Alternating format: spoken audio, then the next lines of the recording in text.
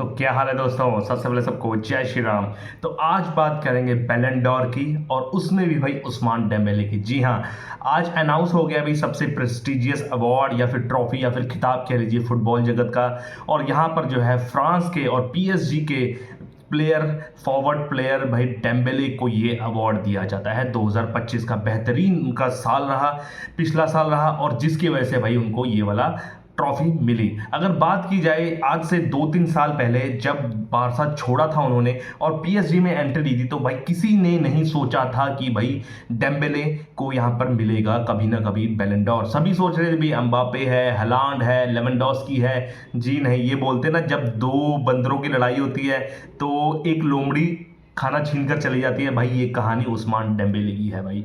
अगर हम थोड़ा सा उनका पीछे जाके देखें ना, हिस्ट्री में जाके देखें, तो बोरुसिया डॉर्टमंड से उनकी शुरुआत हुई थी। 2016 से 17 तक खेले थे और वहां पर रॉ टैलेंट देखते हुए प्रदर्शन बहुत अच्छा किया, जिसकी वजह से स्काउट हुए और बार्सिलोना में 2017 में उनकी एंट्री हुई। भाई 105 मिलियन यूरोज की भाई वो साइनिंग थी, वो हिस्ट्री साइनिंग थी। इससे महंगी साइनिंग उस समय पर नहीं होती सिवाय नेमार को छोड़कर। तो आप देख लीजिए भाई कितना पैसा यहां पर झोंका था बार्सिलोना में। लेकिन वहां पर भाई वो इंजरी प्रोन रहे, परफॉर्मेंस अच्छी नहीं रही। और आपको पता है जिसकी वजह से आप 2017 से लेकर 2023 तक भाई 127 मैच खेले, जहां पर मात्र इन्होंने 24 गोल किए भाई। जिसकी वजह से भाई उन्होंने बार्सिलोना का छोड़ना बनता ही था भाई, कुछ किया ही नहीं उन्होंने। तो बार्सिलोना फैंस उस पर बहुत नाराज थे। तो उसके बाद इन्होंने 2023 में, आप देख लीजिए, सिर्फ 2 साल पहले पीएसजी ज्वाइन करा और पीएसजी को इकलौता यूसीएल चैंपियन बना दिया। अब पीएसजी ने भाई कितने पैसे, अरबों पैसे खर्च कर दिए भाई। मेसी को लाया इन्होंने, नेमार को लाया इन्होंने, डोनारुमा को लाया इन्होंने, सर्जियो रैमोस को लाया, अशरफ हकीमी को लाया। तगड़े तगड़े प्लेयर इकट्ठे कर दिए और करोड़ों अरबों रुपए लगा दिए, लेकिन कोई भी यहाँ पर ट्रॉफी नहीं जीत पाई। लेकिन जो है पिछले साल ही भाई यूसीएल जीत कर, और उसमें अहम योगदान है उस्मान डेम्बेले का, जिसकी वजह से आज उनको बैलन डॉर का खिताब मिला है। अगर उसकी इंटरनेशनल परफॉर्मेंस की भी बात करें ना, तो भाई 2018 का आपको वर्ल्ड कप याद है, जब फ्रांस ने वर्ल्ड कप जीता था। वहां पर सबकी नजरें भाई उस्मान डेम्बेले पर थी, क्योंकि वो यंगस्टर था, इनको यंग अवार्ड भी मिला था। लेकिन भाई आपने किसी को नजर नहीं डाली होगी, आज से 7 साल पहले वहां पर उस्मान डेम्बेले भी थे टीम पर, लेकिन उनको प्लेइंग 11 पर जगह नहीं मिली थी। हमेशा डेम्बेले की जगह एम्बापे खेलते थे। लेकिन उसके बाद जब जीता था वर्ल्ड कप फ्रांस ने, तब यही सोचा जा रहा था कि भाई ये जो खिलाड़ी है किलियन एम्बापे, ये फ्यूचर है और ये मल्टीपल टाइम बैलन डॉर जीतेगा। और उसके साथ ही भाई हर्लिंग हैलांड, जिस तरह की उनकी परफॉर्मेंस रही थी क्लब्स में या फिर बोरुसिया डॉर्टमंड में, तो ये दोनों प्लेयरों को जज किया जा रहा था कि ये अल्टरनेटिव जीतेंगे। कभी कभी एम्बापे, कभी हलांड, कभी एम्बापे, कभी हलांड। लेकिन भाई यहाँ पर मैं कहा ना, दो बंदरों वाली कहानी मेरी बिल्कुल सही हुई। दो बंदर खाने के लड़ रहे थे, तो एक लोमड़ी चुपके से खाना लेकर चली गई, और वो है डेम्बेले। जी हाँ, अगर उनकी परफॉर्मेंस की बात करें ना, तो भाई बहुत तगड़ी रही उनकी परफॉर्मेंस पीएसजी के साथ खेलते हुए। और ये बात बता दूं मैं, ये कोच ही होते हैं जो कोयले को तराश कर हीरे में कन्वर्ट करते हैं, हीरा बनाते हैं। और यहाँ पर लुइस एनरिके की भी बहुत तारीफ करनी पड़ेगी भाई। जिस तरह उन्होंने ना सिर्फ डेम्बेले बल्कि पूरी पीएसजी को तराशा है ना, बिल्कुल कोयले से लेकर रॉ डायमंड तक तराशा है। और देख लीजिए, आप नतीजा देख लीजिए। अगर उनके आंकड़ों की बात करें उस्मान डेम्बेले की, भाई उन्होंने सब कुछ जीत लिया था पिछले साल पीएसजी के लिए। उन्होंने यूसीएल यूएफए चैंपियंस लीग जीती, लीग 1 जीता उन्होंने कॉपे दे फ्रांस जीता, उन्होंने league 1 player of the season रहे, यूएफा यूसीएल में प्लेयर ऑफ द सीजन रहे। अगर उनकी आंकड़ों की बात करें तो लीग 1 में भाई उन्होंने 21 गोल और 8 असिस्ट किए। चैंपियंस लीग में भी भाई उन्होंने 8 गोल और 5 असिस्ट दिए। और ओवरऑल की बात करें तो यहाँ पर 33 गोल और 14 असिस्ट दिए उन्होंने, जिसकी वजह से उनको बैलन डॉर मिला। और ये हकदार भी थे यार। पिछले साल जो हुआ था ना, रॉड्री का हुआ था घमासान और विनीशियस जूनियर में था, वहां पर लग रहा था कि भी दोनों में से किसी को भी मिल जाए तो ठीक है। लेकिन यहां पर तो 100% श्योर ही था कि भाई उस्मान डेम्बेले ही जीतेगा ये ट्रॉफी। और कांग्रेचुलेशन भाई उस्मान डेम्बेले को जीतने के लिए, वेल डिजर्व प्लेयर था ये, ठीक है ना। ये तो होगी उस्मान डेम्बेले की बात।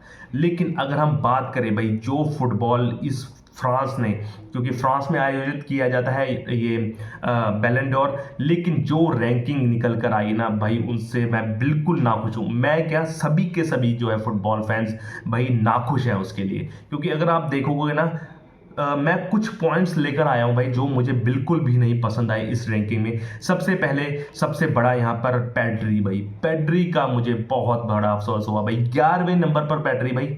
आप देखोगे ना, बार्सिलोना ने ला लीगा जीता, फिर उन्होंने सुपर कप जीता, फिर उन्होंने कोपा डेल रे जीता भाई। तीन तीन उन्होंने ट्रैवल जीते, डोमेस्टिक ट्रैवल जीते, और वहां पर पेड्री का योगदान देख लीजिए आप कितना बढ़िया रहा। लेकिन वही कहते हैं ना, फुटबॉल में जो है हमेशा जो अटैकर्स होता है, जो गोल करता है भाई, उसको लाइमलाइट मिलती है। जो प्ले मेकर होता है या फिर मिडफील्डर या डिफेंडर्स होता है, उसको बिल्कुल भी लाइमलाइट नहीं मिलती। लेकिन वो रॉड्री तो चलो किस्मत से वैसे उनको मिल गया, वरना वो भी ना मिलता। लेकिन यहाँ पर जो है पेड्री को 11वें नंबर पर नहीं होना चाहिए था, उनको मिनिमम 5वें नंबर पर। मैं तो भाई उनको तीसरे चौथे में भी रख दूं, लेकिन 5वें नंबर तक तो इसको पेड्री को होना चाहिए था। तो पेड्री का बहुत अफसोस हुआ, सबसे बड़ा अफसोस पेड्री का। फिर उसके बाद बात कर लीजिएगा हम रफीनिया की भाई।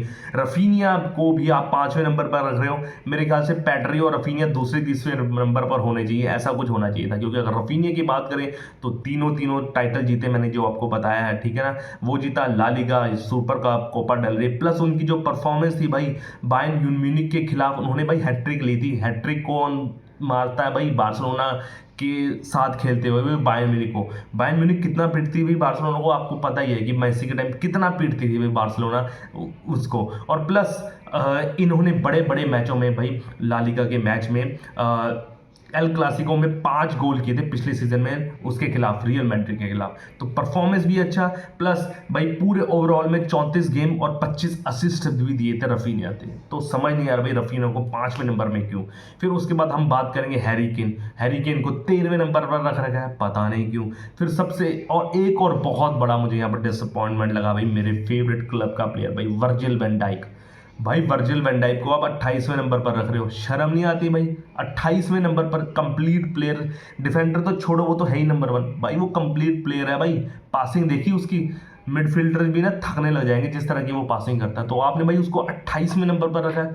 पता नहीं क्या तगड़े नशे करके आए थे जो पीआर टीम या फिर जो बैठी होती है ना यहाँ पर सिलेक्शन करने वाली रैंकिंग में, तो 28वें नंबर पर यहाँ पर रखा है। प्लस अगर आप देखोगे ना, लेवेंडोस्की के लिए भी ये वाला सीजन इतना अच्छा रहा, पिछला सीजन ऑब्वियसली 3 टाइटल भी जितवाए उसने, गोल भी इतने बढ़िया किए। लेकिन 17वें नंबर पर लेवेंडोस्की और 16वें पर भाई विनीशियस जूनियर। पता नहीं कौन से भांग का नशा करे विनीशियस जूनियर। रियल मैड्रिड तो पिछले साल कुछ भी नहीं जीता भाई, एक भी ट्रॉफी नहीं जीती, फिर भी आप उसको लेवेंडोस्की के ऊपर यानी कि 16वें नंबर पर रख रहे हो। तो ये कुछ मैंने रैंकिंग बता दी है भाई कितनी मुझे खराब लगी। हालांकि उस्मान डेम्बेले जो जीता है बैलन डोर, वो वेल डिजर्व था। लेकिन जो मैंने कुछ आपको थोड़ी बहुत रैंकिंग बताई है ना, ये बिल्कुल रॉब्ड हो गए प्लेयर, मैं बताऊंगा, ठीक है ना। यमाल को नंबर 2 पे रखा है भाई। नंबर 2 पे आने के लायक नहीं थे वो, बहुत बढ़िया खेला भाई इन्होंने, आउटस्टैंडिंग सीजन रहा, 40 गोल कंट्रीब्यूशन रहे उनके। 18 साल का बैलन डोर मिल जाता, दूसरे नंबर पर है मेरे ख्याल से, पहली बार होगा कोई 18 साल का दूसरे नंबर पर रहा होगा रैंकिंग में। लेकिन भाई वो छठे या 5वें या चौथे नंबर पर आ सकते थे, रफीनिया से ऊपर नहीं थे भाई वो, या फिर पेड्री भी इक्विवेलेंट थे यमाल के। तो यही है भाई, डिजर्विंग लगे भाई यहाँ पर उस्मान डेम्बेले तो डिजर्विंग थे, लेकिन जो रैंकिंग थी बिल्कुल ही खराब थी। पता नहीं सस्ते नशे करके बैठे थे ये फ्रांस वाले, जो रैंकिंग इन्होंने यहाँ पर ऐसे की। और अगर आपको अच्छी लगी ये वीडियो तो मेरे चैनल को प्लीज़ लाइक शेयर सब्सक्राइब कीजिए। जय श्री राम। ओके।